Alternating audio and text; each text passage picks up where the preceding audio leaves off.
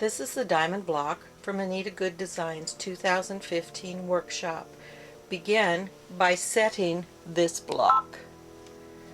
Once it's in place, let's add the applique block that we're also going to use within this workshop sampler.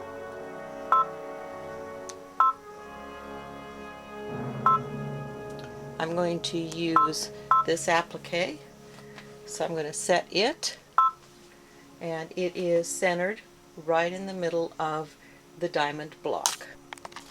Heading right into the embroidery mode, I can lower the presser foot, push go, and it will stitch the placement line for the batting. Now I put the batting on for the tack down.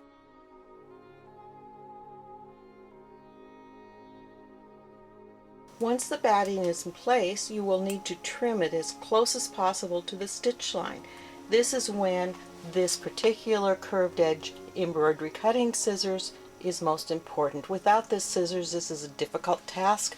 With it, it's almost simple. Be sure also that when you're using this scissors that you have used a high quality mesh stabilizer. I tried one from a fabric store that was in no way the density of this OESD polymesh stabilizer, and it came right up into the scissors when I was cutting it. It doesn't work. This diamond square is going to require triangle corners. Save the batting that you've just trimmed because it will be perfect to fit into those next steps of your triangle corners. The next stitch is a placement line for the inside of this diamond. I have a generous piece of black fabric to put over the diamond. I am actually going to center it because just as I saved the batting, I'm going to be saving the corners of these for the triangular pieces I will be stitching in a moment.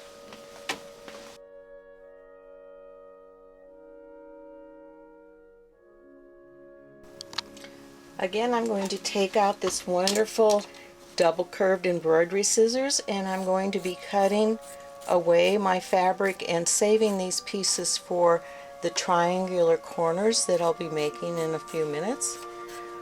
See how this scissors just trims right up next to the cutting line, which is where we want it.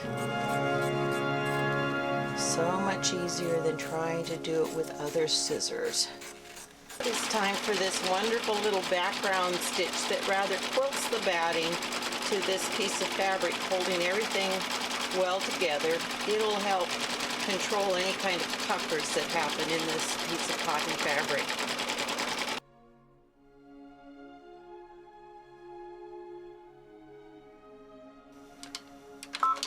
Next is the placement stitch for one of the pieces of the folded border fabric.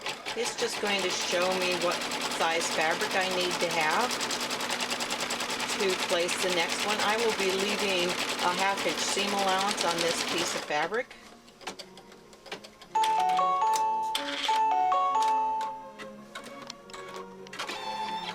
With the placement line as my guide, I matched the edge of my fabric against the edge of the trimmed diamond piece, and now I'm going to sew just the seam line to put this piece of folded fabric in place.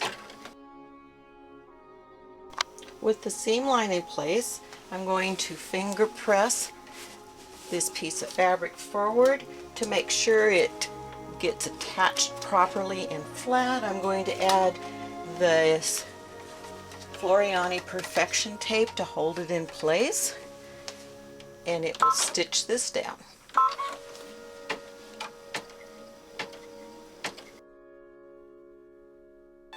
Now it will stitch the placement line for the mirror image side.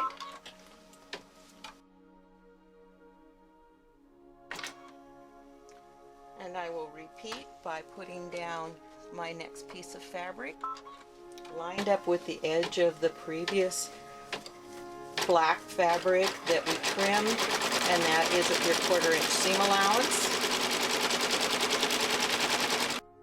With that stitched, bring that forward, remove the tape, Pink Perfection tape from the back corner, and use it to hold this in place.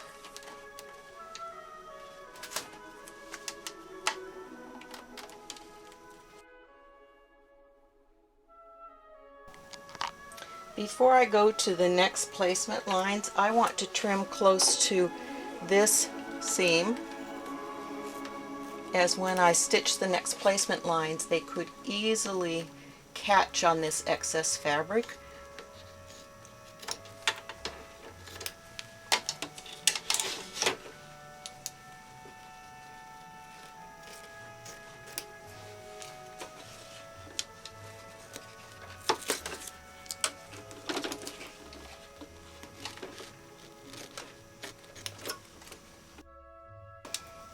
And now to the placement line for the next piece. With the edge for the seam line. Fold it over, tape it down smooth. Placement line for the final piece of folded fabric. And the last seam line.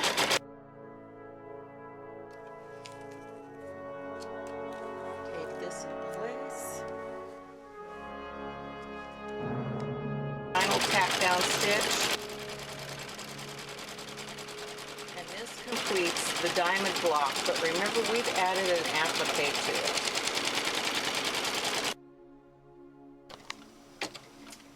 Now we'll stitch the main body of the applique fabric that's going to be on top of this. Lay my piece of applique fabric down, lower the presser foot, start.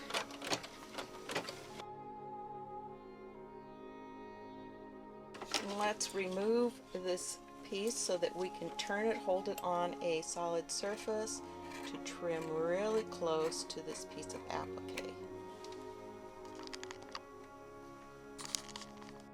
With the piece of applique trimmed very close to the stitch line, I'm going on with some silver thread to create the base on this dress form.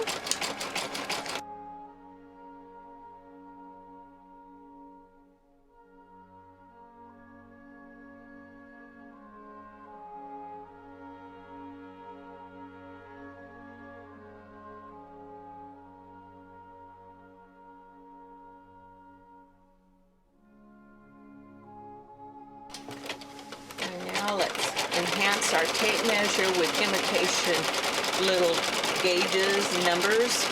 So I chose black with this. Black is actually the color for this accent, and going up into the ball at the top of the dress form.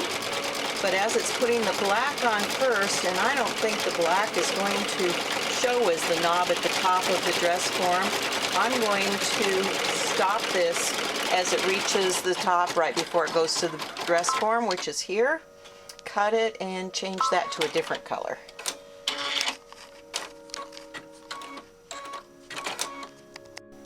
So I've rethreaded with silver for the top of the dress form, just like its base.